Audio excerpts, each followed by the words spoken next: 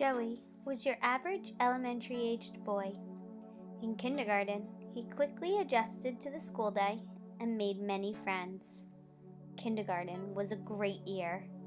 Joey conformed well to a structured day and was often excited to get on the bus in the morning. Some topics were difficult for him, but his parents figured he would learn them in time. As Joey entered first grade, he was excited to start the year.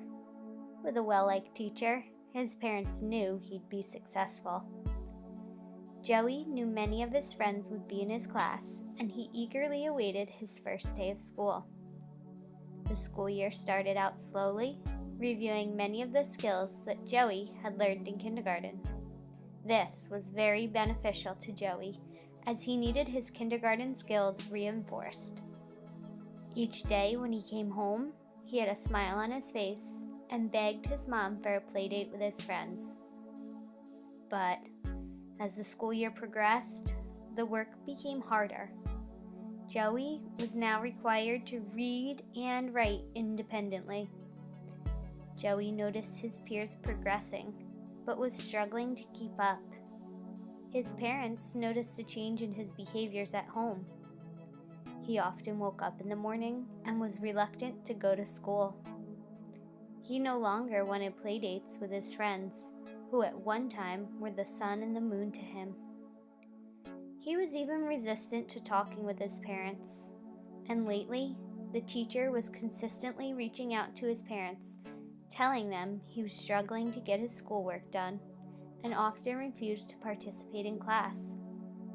His homework was not coming back completed, and he was falling behind his peers.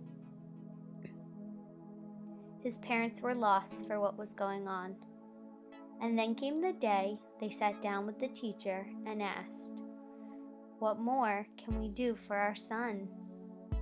The teacher suggested they spend more time working on literacy at home. "Isn't that your job?" his parents thought. Joey's mom left the meeting annoyed and frustrated. Why wasn't anyone trying harder to reach her son? Joey's mom went home and scoured the internet for resources. As she searched, she came across many interesting articles.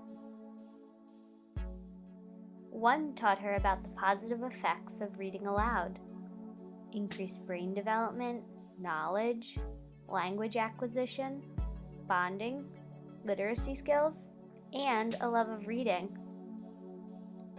Another read, "It takes 1,000 hours of lap time for young children to have the readiness skills in place to learn to read. If we begin literacy exposure at birth, children who receive 1/2 hour a day of lap time will have the developmental skills they need to read when they come to kindergarten.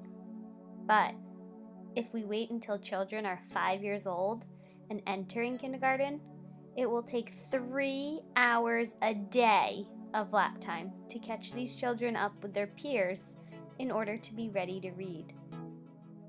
She continued, "Research shows children have a better chance of becoming fully literate adults if reading is encouraged in the home.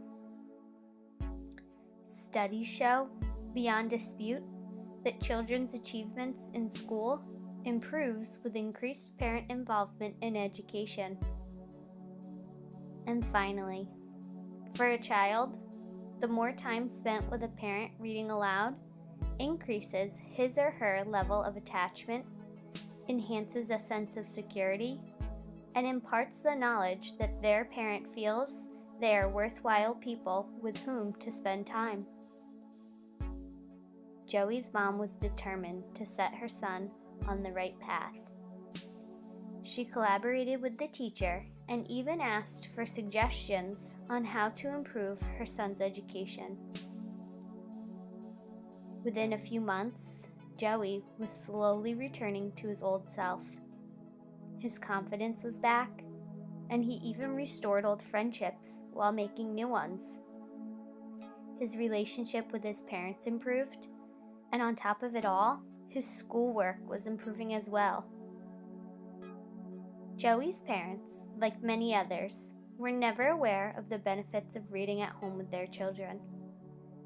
just as Joey's parents did. Many parents believe it is the school's sole responsibility.